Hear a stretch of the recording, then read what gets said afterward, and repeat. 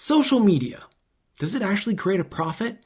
I hear this question all the time, whether you're trying to generate leads for your local business, or you're trying to start running ads, or you're trying to incorporate video or find a way to monetize this without a list, or you're already doing blogs and emails, and how do you work in posts?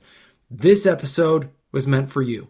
Hey there, welcome to the Magnetic Marketing Podcast. In today's episode, we get to listen to Kim Walsh Phillips. Now, Kim has been active inside of the ClickFunnels community and in the magnetic marketing community. At the time of recording this, she was the Facebook lead generation driver for GKIC. She also co-authored a book with Dan Kennedy called No BS Guide to Direct Response Social Media Marketing, the ultimate no-holds-barred guide to producing measurable, monetizable results with social media marketing. That's a book title. Now, in this episode, Kim is going to be answering all the questions we just discussed, including talking about her specific strategy called MMOMM. Now, just recognize all strategies for social media, especially for Facebook and Meta, are always continually adjusting. So as you hear what the strategy was when this was presented, feel free to be creative in discovering how this can work for your business and give you a level up over your competitors today. Let's listen to Dave D. and Kim Walsh Phillips. I don't think there's anybody that has had a bigger impact in the field of direct response than Dan Kennedy. The legend of Dan Kennedy should be ignored at your own peril. They're not really lessons, they're kind of laws that you live by. Dan opened my eyes to what small business marketing looks like. Dan teaches strategic direct response that is timeless. His ripple effect touches people who don't even know his name. The world as we know it was changed because Dan Kennedy became obsessed with marketing. Welcome to the Magnetic Marketing Podcast with your host, Dan Kennedy. My name is Dave D., and I'm going to be your host for this really exciting session. And we have as our special guest the one, the only, the amazing. How's that so far, Kim? Good? That's good. You usually say my full name every time you see me, so I'm surprised you called me Kim. The amazing Kim Walsh Phillips. That's right. You know, I always, even when I see you in person, I say, hello, Kim Walsh Phillips. You do. That's right. Yeah. Well, let me tell you who Kim is. First of all, let me give you a little background. First of all, Kim is actually the person that does the lead generation for Facebook for GKIC. So we were like, well, who better to talk about this subject with, about list building, than Kim, and that's why we have her. But she's been directly involved in creating $497 million in revenue for her clients in 2013 alone. She is one of our Diamond members, and she's really cracked the secret codes of making social media actually work to make money. She's a Dan Kennedy follower, so she knows that, hey, impressions, all that kind of stuff, views, likes, really don't matter if it doesn't translate into money. In fact, she's been so successful at this that Dan Kennedy, who, as most of you probably know, who's not a big proponent of social media, has agreed to co-author a book with her in the No BS series about social media and how to use social media to make money, which is absolutely huge, which proves that she is the real deal. She is a tech marketing geek, and she has a hatred of image and awareness campaigns, as I mentioned. She really, truly knows what she's doing. Her clients include GKIC members like Ron LeGrand, Gardner Mattresses, and so on and so on and so on, including, of course, us, GKIC. So, Kim, I'm really excited to have you on this call, and let's dive right into it. So, first of all, I know, and I'm going to grill you because I am not an expert on this subject, so I'm always interested in this and how, because I know my friends of mine are killing it with Facebook. We're doing really well at GKIC with the work that you're doing, so we're really going to go through this step by step. And just so you know, everyone, at the end of the session, you're going to have the ability to turn Facebook into a revenue generation tool, okay, and use it to build your list. This is all about list building school. And that's what we're going to be talking about. Okay, so Kim, you've got this very odd acronym. How do you pronounce the acronym, the MMOMM? Is it MMOM? Is that how you would pronounce that? Just plain old mom, because just mom knows best, of course. Okay, it really doesn't make any sense whatsoever. So because it's MMOMM. So we're gonna change it to MMOM. Okay, so Okay, so let's go over step number 1, Kim, which you say is M, which is magnet. Explain to us exactly what that means. Sure. So this is tied into why 97% of those that are on social media get no return and waste all their time and money, because they just try to start posting random things out there, hoping that somehow their excellent, most amazing customer is going to walk in. And we all know that marketing doesn't work that way. So instead, you want to set up your social media efforts to be a magnet for your perfect prospects. I want you to think of Facebook not as a shopping mall like Google is, but it's a cocktail party where people are hanging out. And you want to be a magnet for your perfect prospects so that they, and only them, are attracted to you. This means you cannot be everything to everybody.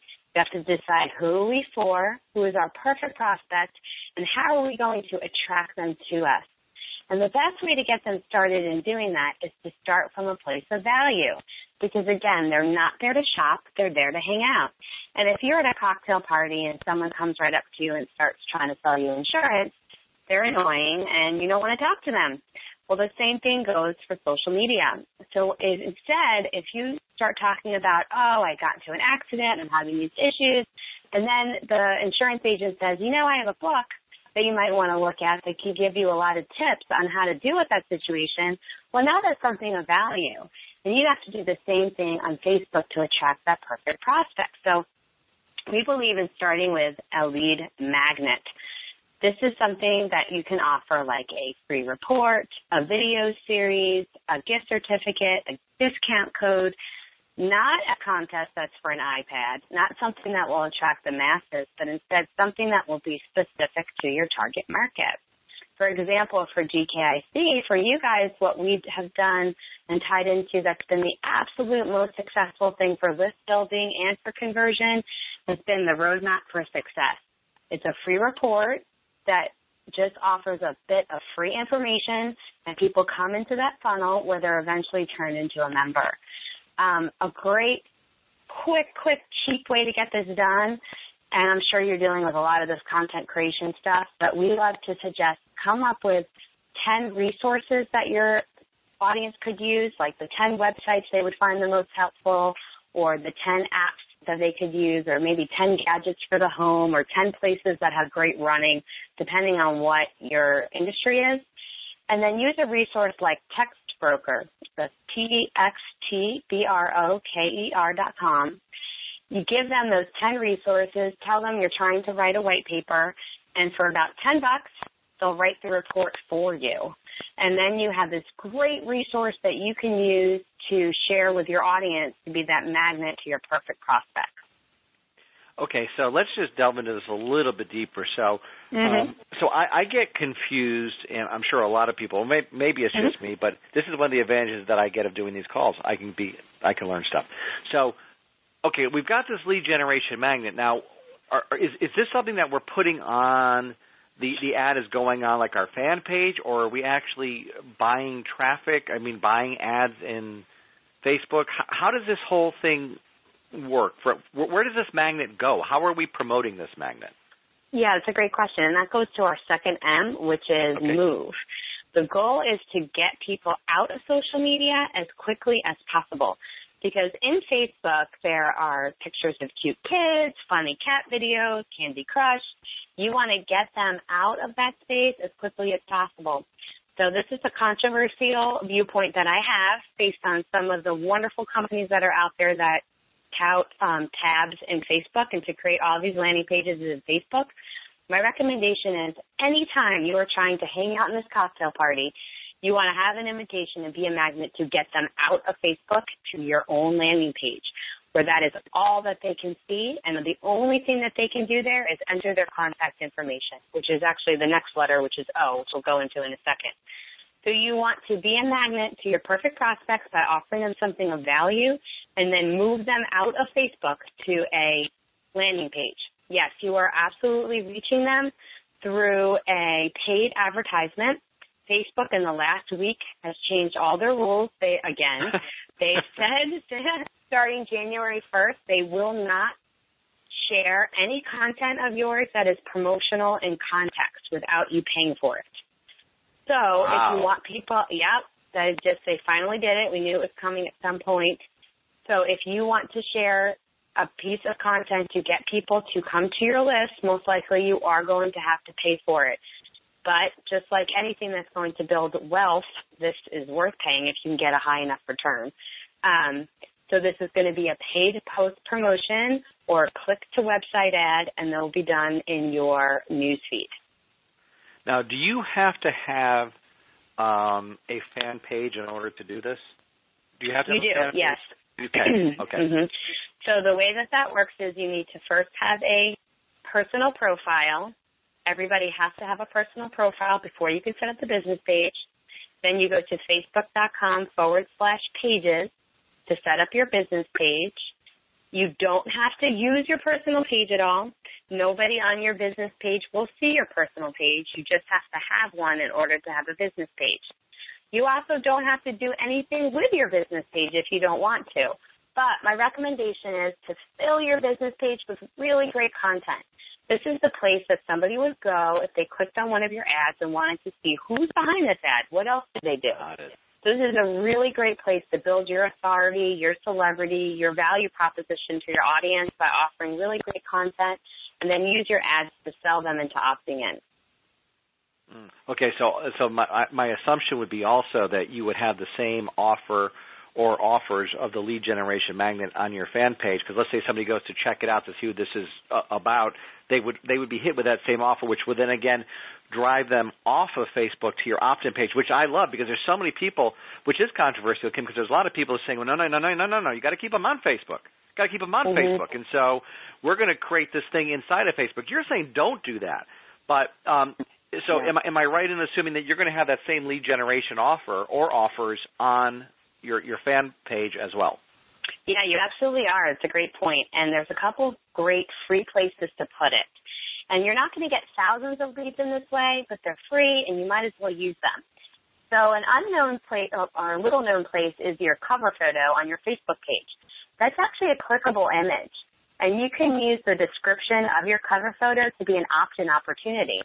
So again, if you create that great lead magnet, and let's say it's an accounting firm and they want to give 10 ways to save taxes at year end, okay?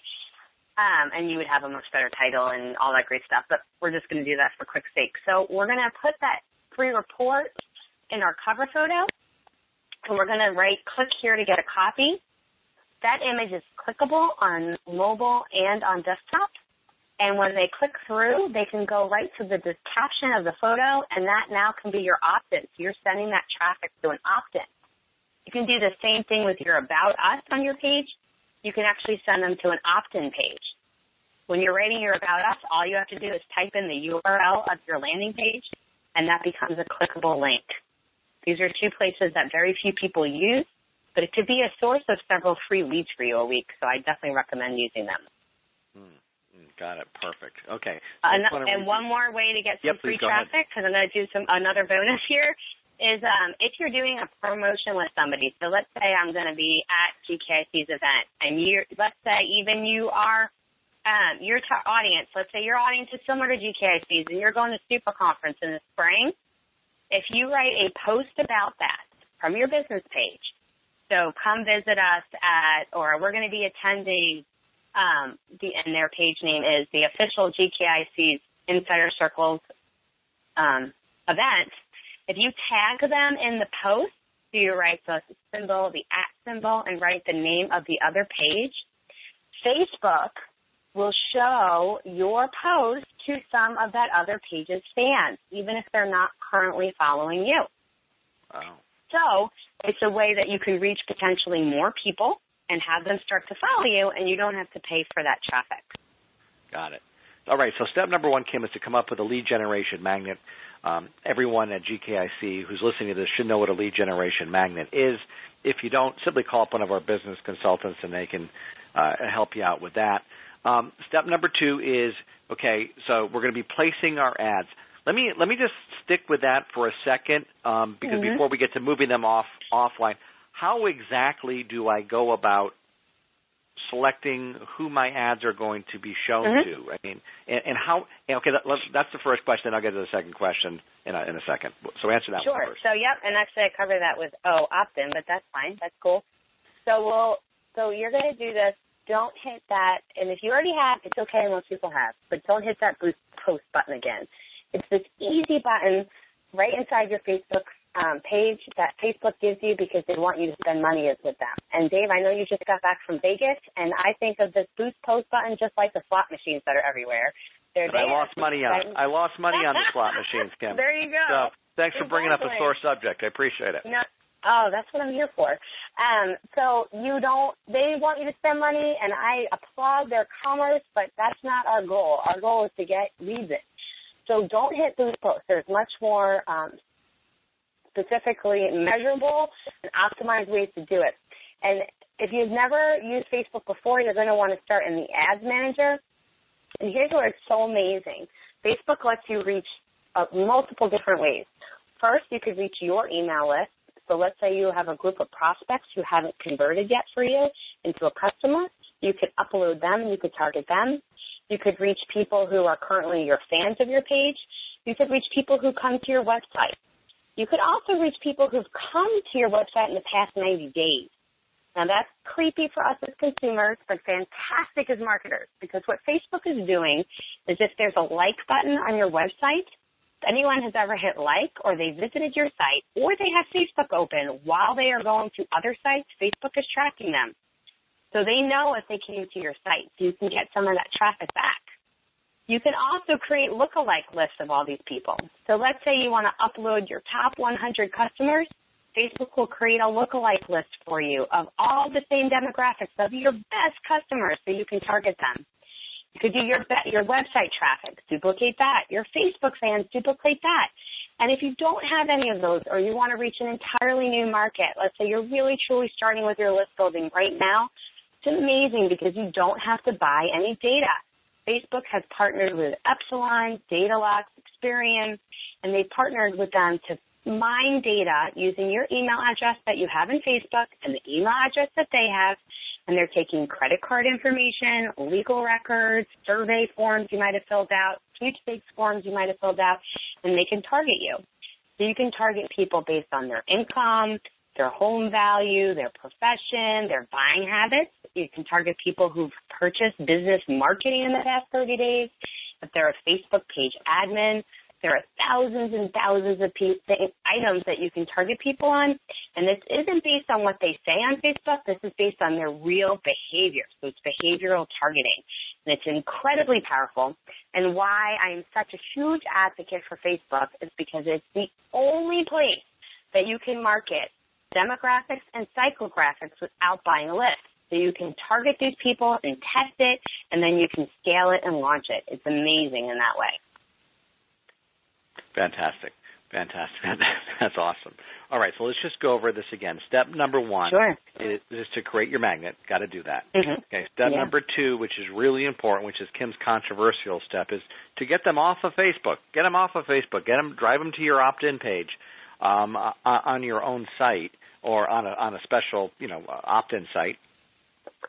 Step number three is to opt in, get them to capture their contact information so you can convert them into sale without having to buy the lead again. So that's a big part. Go ahead. One quick thing. I'm sorry to interrupt you. No, go ahead. Don't go after likes. Don't go after comments. Don't go after shares. Go for opt-in.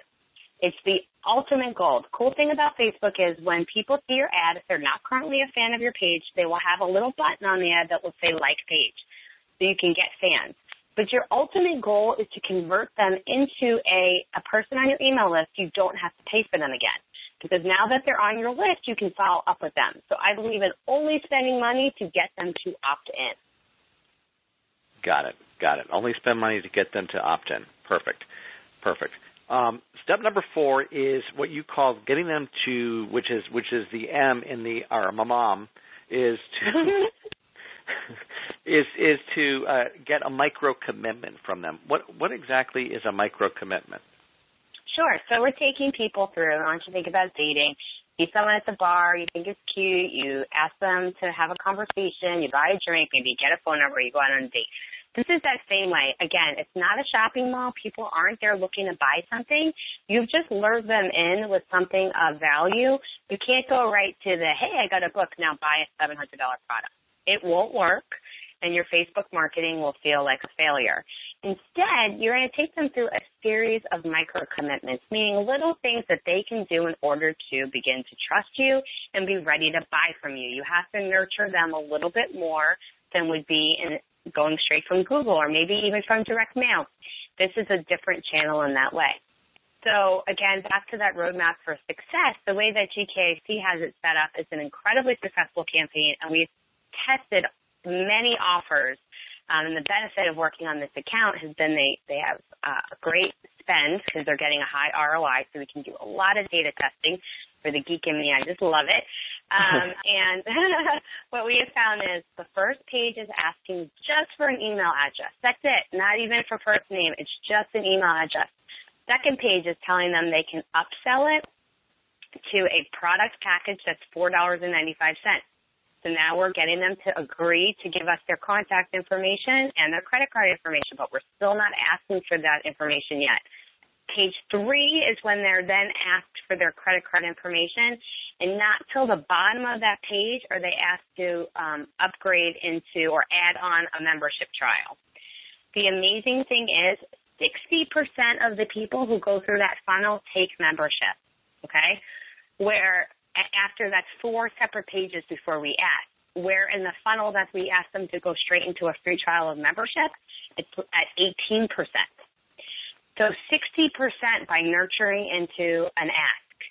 So you want to start thinking about what are those steps. It doesn't have to be in landing pages. It could be in emails that you do for following up. Maybe you're sending them into a webinar where you nurture them into a sale.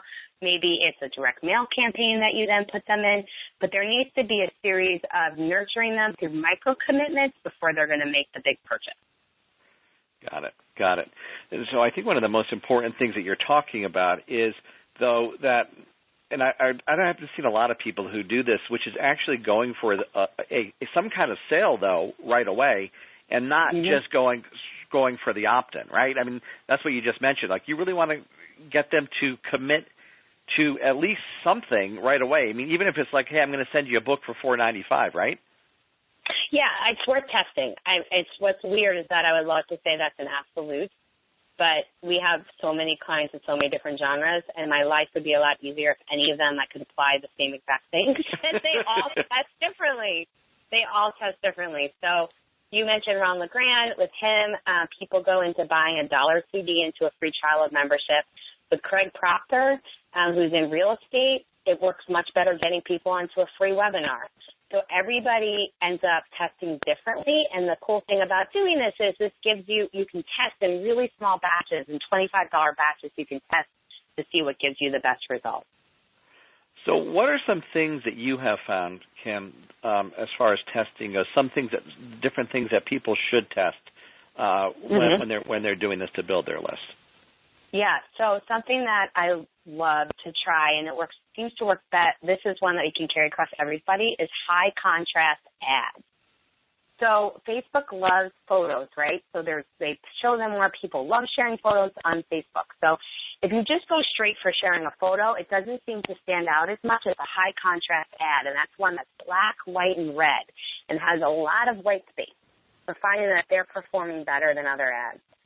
Using your headline in your ad as a call to action, telling them to do something. So click here to register or click to download. Give them a call to action. Tell them what you want them to do. In the copy on the page, on the bottom of the ad, have the copy run off the ad. So there's this open loop that people want to click through in order to find out on the landing page what else the story is going to say. How does the story end? Keep that open loop, that curiosity going. And make sure your copy and your image match what's on your landing page. That's called ad congruency. You don't want to have these really cool ads that get no conversions because that's not going to help you. Clicks don't matter. Only people actually opting in matter. That can be a good qualified lead for you. Something really sorry, go ahead. No, I just want to point out that it's the same thing when you're doing, like Craig Simpson was talking about. If you're driving offline, like for example with a postcard online, or you've got a display ad offline, when they come online and they come to your landing page, they've got to immediately know that they're in the right the right place. Because if they don't, they get confused and they click off. I just got another question. I didn't want to interrupt you, but I do have a question about the high contrast ad. So, yes. Are you saying not to put an image in there, but rather just put text? No, I would test images, but we've done high contrast ad with images and text. You can only have 20% text, or it has to be 20% text or less in the image to be approved by Facebook. But for GKIC, the best performing ad we have has two black images of like silhouettes of people pointing to a map, and it has the value of the product crossed out and just a 0 on it. That has performed way better than even photos of Dan Kennedy, which had been the best performing ads we had run. This ad does better than that. So you just want to, I'd love to see people test those colors when they're creating graphics for their ad images, because they seem to be outperforming, at least in the current algorithm that Facebook has. All right. Another question for you. That's perfect. Thank you. Another question I have for you is, can you explain a little bit more about having the copy run off the ad? Well, can you give me an example of what you're talking about? Yeah. So when you're setting up your Facebook ads, there's a little button that would say Advanced Text. And this is the copy that goes below the image. There's copy that goes above it. You want to make sure that's based in the value what the person will receive, like discover how to get more clients, customers, or patients with this new free report. But down below, you describe whatever it is that they're going to experience when they go to that landing page. So get these 7 things that you'll discover about, if you're describing the free report, the outcomes that they're going to get from the free report. That copy should come right from your landing page. And when you paste it into the box on your ad setup, have it so that they're not complete sentences, that your sentence is going to be cut off because it's too many characters for the ad, so that it's an open loop, and the person has to click through into the ad to see what the rest of the sentence is. That's cool. That's really awesome. That's really, really great. All right, I just want to review the steps where we are in Kim's MOM process. Step number 1, M, is magnet. You need a good lead generation magnet. Step number 2 is move. Take them from Facebook off of Facebook and onto your own site. Step number 3, of course, is, hey, you got to get them to opt in. Get them to opt in. And what you talked about there, which is really important, which we just mentioned, is make sure that the ad is congruent with the landing page so that they know that they've come to the right place. And she just gave some really killer advanced tips on how to create an ad that actually gets results. Step number 4 is the micro commitment, all right? So get them to do a little series of things as opposed to, like, let's say you are selling a membership, hey, coming from an ad to, hey, do a trial of our membership. That's too much. Little micro commitments works best. And so the next step, Kim, is step number 5, which is monetize. Describe the monetization process. We did a little bit, but go into a little bit more detail. Oh, sure. And I remember what I was going to say. Facebook has just added it. This builds on that. Facebook just added a cool new feature that you can create those lookalike audience. Again, I can upload my top 100 customers, and Facebook will give me a bigger audience that I can reach. So you can actually take 100 customers, and Facebook will turn it into 2 million people in an audience. Very cool. But still, we don't know if those people are going to be most likely to opt in or purchase from Facebook, right? Because they're just our best customers. They're not all Facebook people. Well, they just added the new feature, which is setting up an audience based on your conversion. So the only type of ads that we set up, because we're completely an ROI-based firm, is that we set up website conversion ads. Facebook allows you to take a conversion pixel right from Facebook, and where you put it is on the thank you or the confirmation page. So, for example, when you're doing a free report, when the person enters their contact information, they generally will end up on a thank you page. On that thank you page is where that conversion pixel code goes. It's just this little piece of code that Facebook gives you, and they let you email it right to your webmaster if you have one. If not, you're using WordPress, you just put it in your header box. They give you the steps, and I'm not, even though I love data, I'm not techie and I can do it. So I'm sure if you can use a Word document, you can get this done. It's good. It's nice and easy. But what's cool is that you're actually not just tracking clicks, you're actually tracking how many people perform the action you wanted based on each ad. So I know that this red and black ad got me more email addresses than this picture ad. Or I know people age 18 to 24 got me more opt-ins than this age group. You can break it down really great with using this conversion pixel, and all of Facebook reporting gives you that ability. Well, now they've given you the opportunity to take the people who have converted and duplicate them, which I love. So not only am I duplicating their demographics, but I'm duplicating them based on the behaviors. So it's people who are most likely to convert because Facebook has been tracking their behavior and have the demographics most similar to my audience that's already working for me.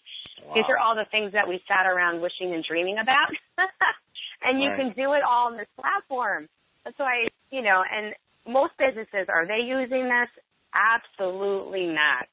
They're just posting up random things, wasting a lot of time. So for all of you on the call today, here's your huge competitive advantage. Even if you use just one of these strategies, you're going to be doing something far and above what anybody else is doing to get these kind of results. It's amazing. I mean, that's absolutely huge. I mean, it's kind of scary, actually, isn't it? I mean, from a marketing standpoint, it's really cool.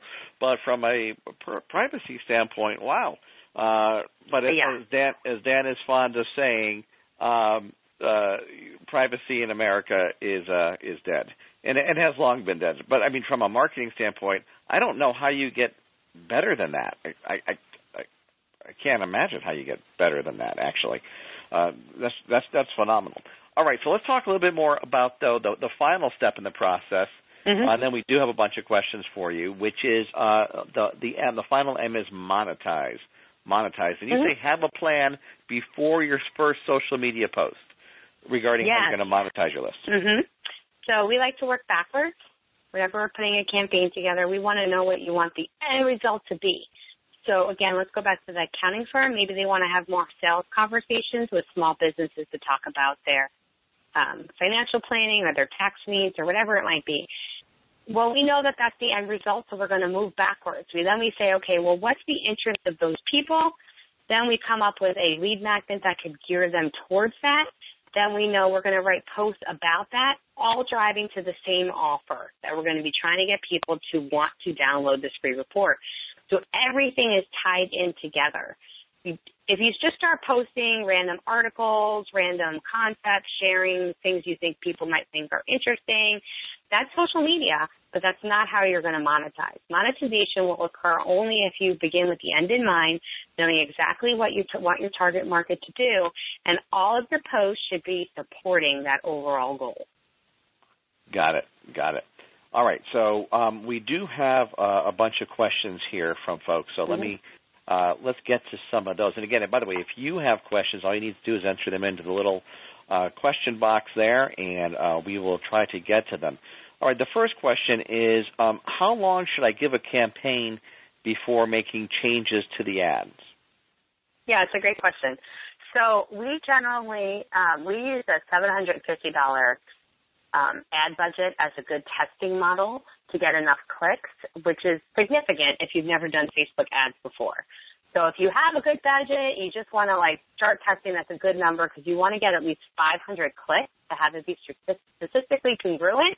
But if you don't have that to spend, then really base it on what you can budget overall and how long you can run the test. I'd rather run the test for a few days and have a bigger budget per day because it gives me better results. So even if you can only do $5 a day or $10 a day, I'd rather you do that over the course of 3 days or 4 days versus, a couple dollars and run it longer. You'll see right away, am I getting a lot of clicks and they're not opting in? Well, then you probably have a problem with your opt-in page. If you're not getting enough clicks, then you have some problems with your ads. If you're getting people to click and then opt in but not convert, then you're having some trouble with your sales funnel. You always want to try to isolate each portion of what you're doing and compare apples to apples to get the best results. Now, Kim, can I split test ads on Facebook? So let's say I have a big enough budget and I want to split test different ads for the same offer, but I want to see which ad works best. Maybe I just want to change the headline. Can I do that? Yeah, you totally can. And you can even do it with a small budget. So even that $5 example, as you're setting up ads in Ads Manager lets you test 6 images, all at the same time. Now, the one problem with this is when you do it that way, which is super easy and quick, Facebook decides which ads they're going to push out, and you don't always get a clean and fair test. Oh. So I sometimes, if I really want to do a full force test, and we're going to be looking at spending significant money for a client, I want to make sure I'm doing an apples-to-apples test. I will set up each image as its own ad campaign, or ad set, it's called now on Facebook, where we set up our budget. So that way I'm sure that Facebook will show each one somewhat the same amount of time and spend the same amount of money on it so I can get a fair test on it. Got it. Again, but you recommend, if you can do it, $750. And the other thing that you said, which I thought was very interesting, and I think it's an important point, is you want to get this in a compressed period of time, right? So you don't want to spend that $750 like over a month. If you can do it, you want to get it over a compressed period of time. Why is that, though? It's a great question. One is because Facebook likes to see higher spend. You're bidding against other people. So if you try to spend too little, they won't share your ads. And I will say right now is absolutely the most expensive time to run ads because you're bidding against all this holiday traffic. Ads are definitely more expensive right now than they will be, mid-January. They'll go down again. But and you're also going to see greater results quicker. So you're going to be able to see those clicks happen and how they push through your funnel. If it's too long and too spaced out, Facebook won't share it. You won't have the same momentum, and you won't be able to see how they pull into your full funnel.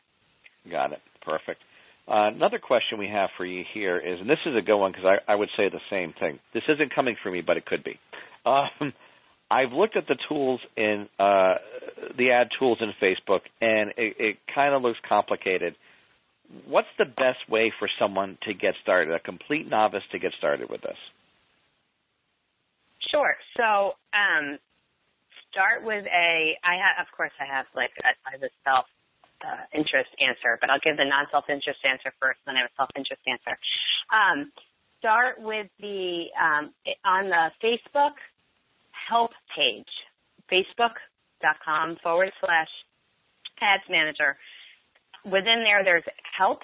There's really great step-by-steps. They have wonderful case studies in there, examples, how-tos, and videos. That's a really great way to start discovering more about it. But Facebook.com/ads manager gives you a lot of great free content to see how to get started. Perfect. So just do a little reading, a little research, right? So Facebook really shows you how to do it, and then you have your training as well. All right, another question we have for you. The person says, I have a personal Facebook site with lots of followers. How can I use my personal Facebook stuff to start moving the subset that would be interested in my business as possible customers?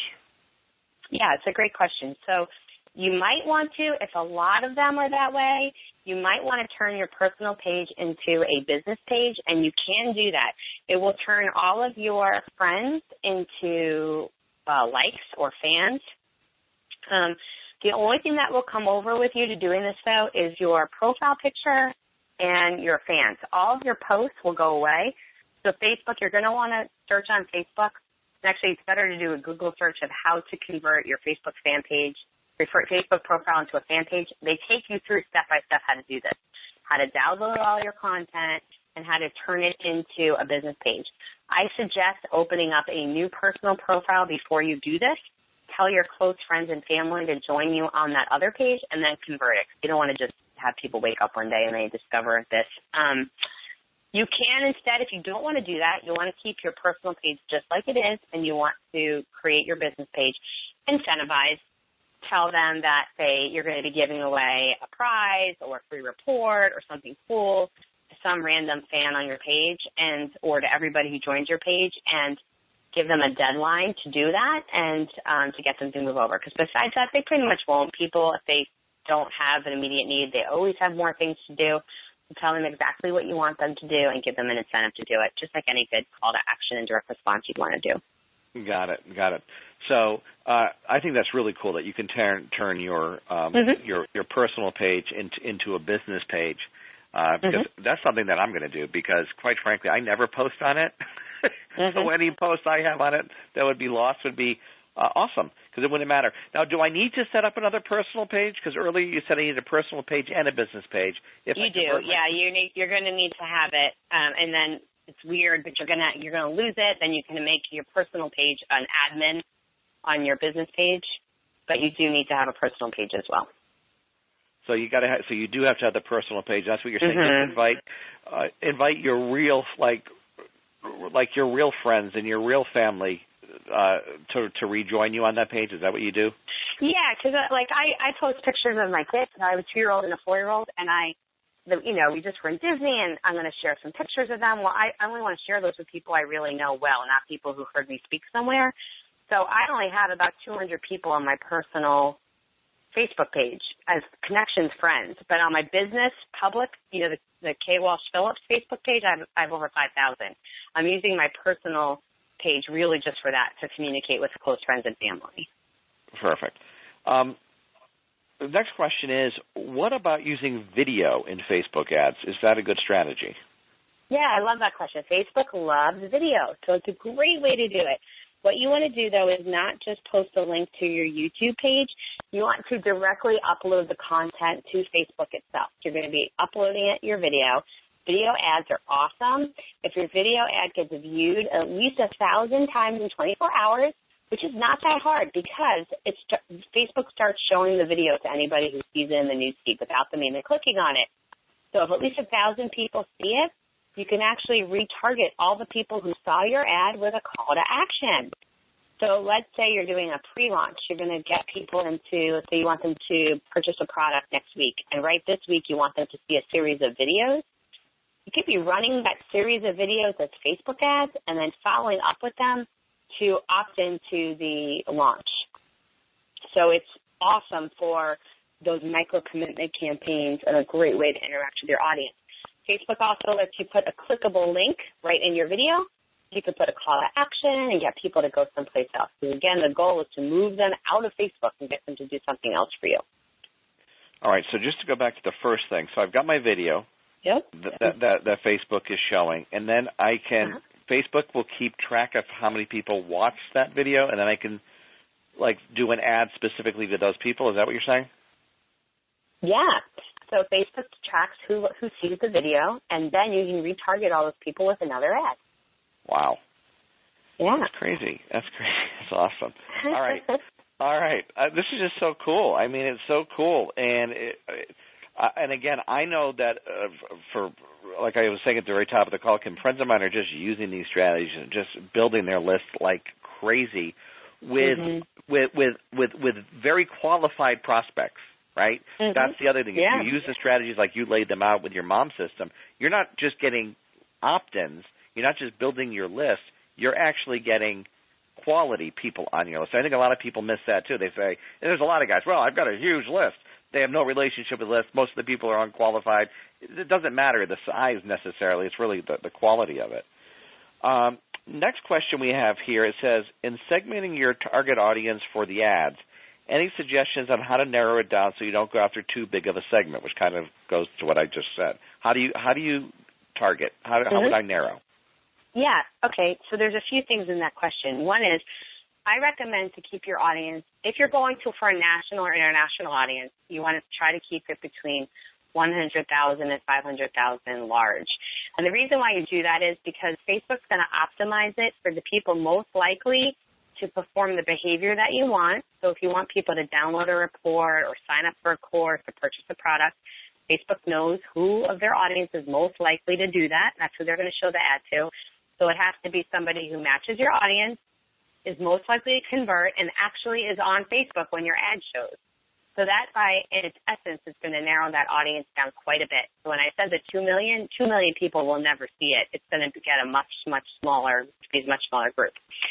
If you've already had all that and you're still good and you're still too big, then a great place to take a look at to get to know more about your audience, and again, this is a free resource Facebook gives you, is on your Ads Manager tool, there's a category or a tool called Audience Insights. And this will show you detailed demographic information about your fans, about your email list, about your website traffic. And you can find out age, gender, income, purchasing behavior, other fan pages that they might like. You can go through all these demographics categories. There's, I think, 5 tabs in the Audience Insights giving you just tons and tons of good content. And just start testing, narrowing your audience down by any one of these things. The more you narrow it down, I will say, the more expensive it gets because each category gets more competitive, but doesn't mean it's not worth it. You just want to know that your ads will get a little bit more expensive, and your audience will get smaller. So just test them one at a time by narrowing your audience down so you don't go too far too quickly. And again, it's no different than with direct mail. So if you're going after, like Frank Simpson talked about, you're going after a direct mail list, the more selects you have, the more selects you choose, the more expensive it is per name. It is more expensive it is per list. But oftentimes, again, we go back to quality. The quality of the person that you're getting is far superior. There's a related question, follow-up question, which is related to the last one, which is, what's a reasonable size target segment for someone working to build a list? So I gave you the national or international number. If you're going for local, it's going to get a lot smaller. So we do a lot in the real estate market for realtors. That's one of the categories we work in, and attorneys. There's a few different that will get very specific into locations. So we're actually uploading zip codes and getting that specific. And then you're just going to try to get as big as you can. You want it to try to be at least 20,000 people. If you get any smaller than that, it's going to be difficult to get great results with your audience. Unless you're going after your list, of course, then that doesn't matter. But what I want you to keep in mind is the smaller the audience, the smaller your daily budget should be, because Facebook can't spend enough money to reach and give you high-quality traffic if your audience is too small. If you have a small audience, that's okay. Just start testing a really tiny budget. I'm talking like $5 a day, and see how that converts for you before you start increasing it, because you'll be wasting money if you try to make your budget too big if you have a tiny group. Got it. So we've got another question here, which is, I'm going to skip that one. I'm going to save that one to the end. Here's another one. Do I need to go all out in configuring my Facebook page with fancy backgrounds, et cetera, or is it okay just to go simple with the basics that they provide you? But do I need to get a designer and all that kind of stuff? That's a really good question. Cool. Great question. There's a great free resource I'm going to give you. Do make it look good, because this is your platform. You are to be the expert, and professionals want to look good. You should look good, but you could do it for free. There's a website called Canva. Yeah, totally. Canva, Canva.com. That's Canva.com, Canva.com.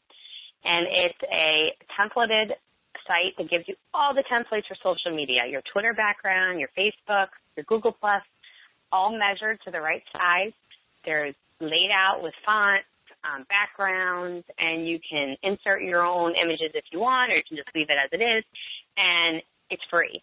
They have some templates that are $1 a piece. You might end up spending $1, but you don't even need to spend $1. And you can create amazing cover photos, profile pictures, and social media posts. So go ahead and make it look good, but don't spend money doing it. That's awesome. I mean, that's worth the price of admission right there. I mean, that is so cool. So cool. Okay, so the next question has to do with the question was, well, how do I monetize without a list? Well, a couple things. I'll answer that, Kim.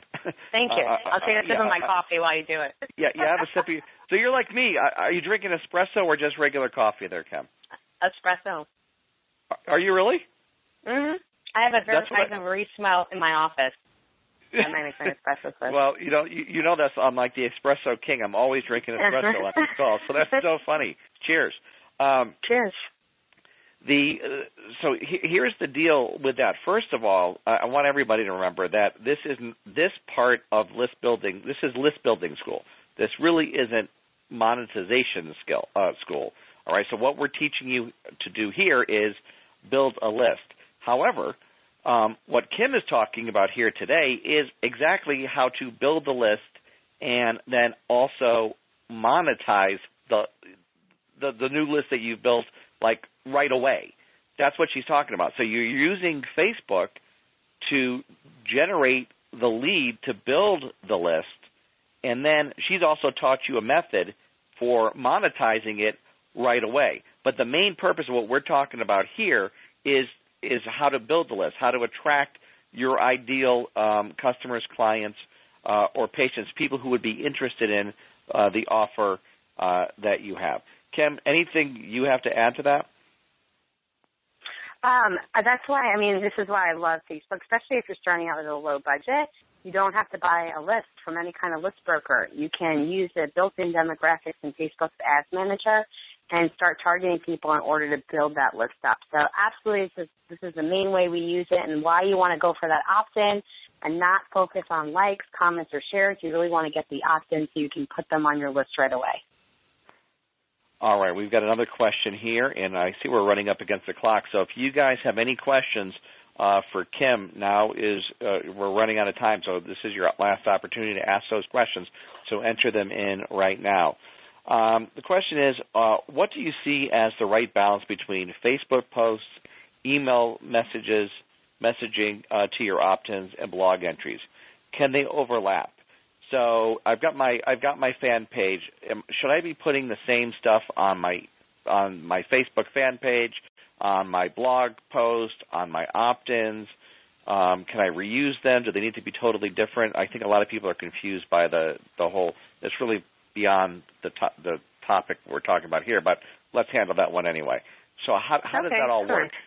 Yeah, there's a lot of different ways to do this, and you're going to find the way that works best for you. So I'm just going to share how I do it, because we have a team of 16 people on my staff, but I still write all of the content that we put out from our firm. And so I personally write all this, and I get it done in my day, so I'll show you how I do it. So I start with the overall goal. So my goal for January is to get people onto a webinar. I know that. It's a webinar on how to create a Facebook sales system. And so I know that's my topic, and so I'm backing into that in creating newsletter articles. We have a newsletter we send out, so I'm going to write my big newsletter articles. I then turn my newsletter article into 4 blogs on subtopics of that same theme of how to build a Facebook sales system. I then go into those blogs, and I pull out sound bites from those blogs that then can become social media posts. So I'm sharing little tidbits of content that will lead back to the blog post, and then will ultimately lead them into registering for the workshop. In between those, I will add I will repurpose content on a consistent basis, quotes, facts, share ideas and concepts, because I post 3 times a day on Facebook.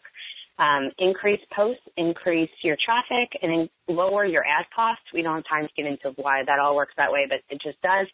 And so if you can repurpose, it's great, but start with your end goal in mind again. What do you want to accomplish? Write your big pieces of content first, and then pull your social media posts out of it.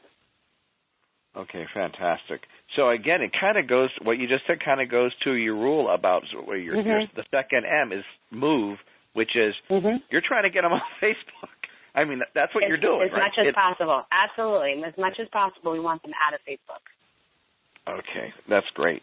So you're like posting something so that they will even leave Facebook and go to your blog to read it. Perfect. Yeah. Perfect.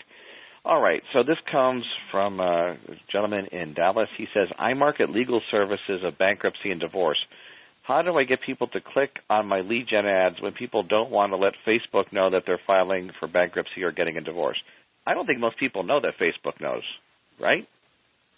Right. Yeah. No, people don't know. I have people doing everything from getting information about bankruptcy, getting information about repairing their credit. We have ads running about people, what to do to make sure that your spouse doesn't get all of your assets when filing for divorce, what to do to protect yourself now. We run ads for fertility centers, people seeking information for that. We have run ads for ED products. So, the most embarrassing or private matters, people respond to it. So We don't want to ever apply those privacy concerns to ourselves because our audience does not behave that way. People seem to be willing to put any piece of information into a forum on Facebook if it gives them enough value for doing so. Yeah, and again, most people don't know that Facebook is tracking all of this. No. Just like most people Right. don't know how much of their own information is available when they on mailing lists. I mean, it's really, right. quite frankly, no different. You're going to like this next question, Kim. You're going to really like this next question. It's I like can't the perfect wait. It's like the perfect set of questions. And I might question whether or not this is somebody from your office. No, I'm just kidding, by the way. Just kidding. I don't have the login information. So no, I know you don't. Just kidding. Here's the question. This comes from Jeff in New Hampshire. Jeff says, I'm at the very early stages of creating an info product and starting with a blog and a web page. At what point does it make sense to talk with a marketing agency such as yours? That's a great question, and I would say to actually wait till you understand more about it. There are so many wonderful folks who think they know what they're doing on Facebook, but most of them don't really understand at all how to use any of the resources I've just shared with you, and they're going to waste a lot of small business resources. Now, there are some wonderful companies doing great things out there, but educate yourself. I just beg of you to educate yourself before you give a single dollar to a social media agency, just like I'd want you to do for a direct response, direct mail company, or for a web designer or anybody else.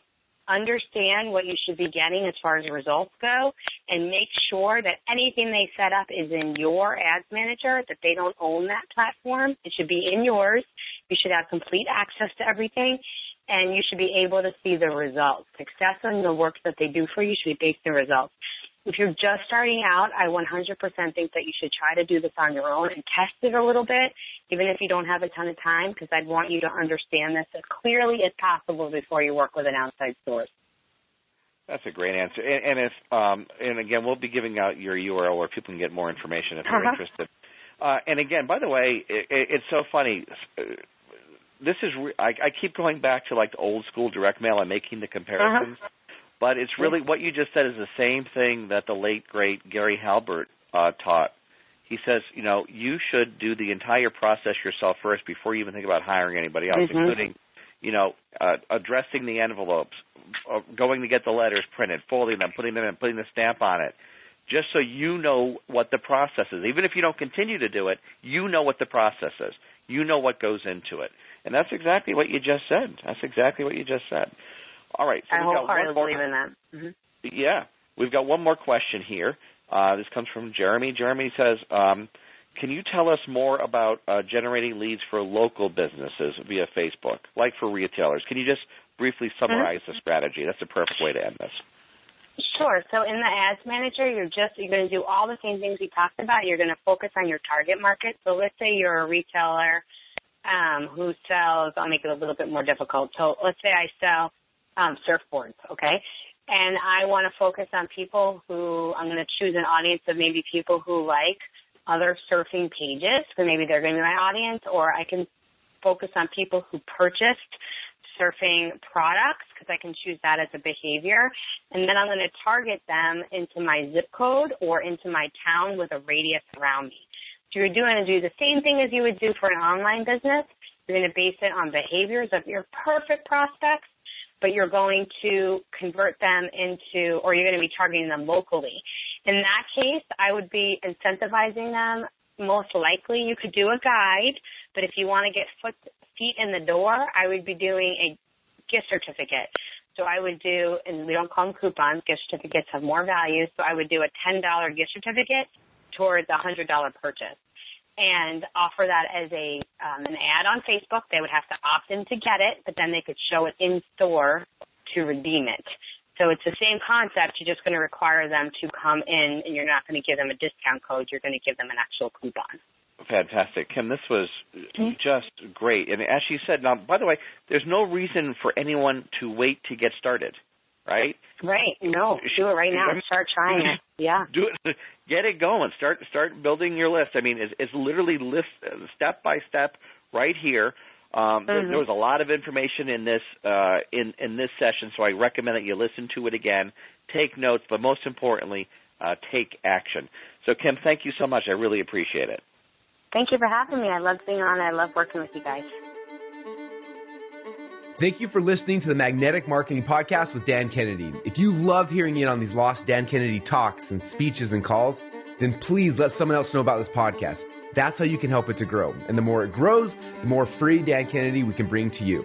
Also, Dan would love to give you the most incredible free gift ever, designed to help you make maximum money in minimum time. Now, this free gift comes with almost $20,000 in pure money-making information for free just for saying maybe.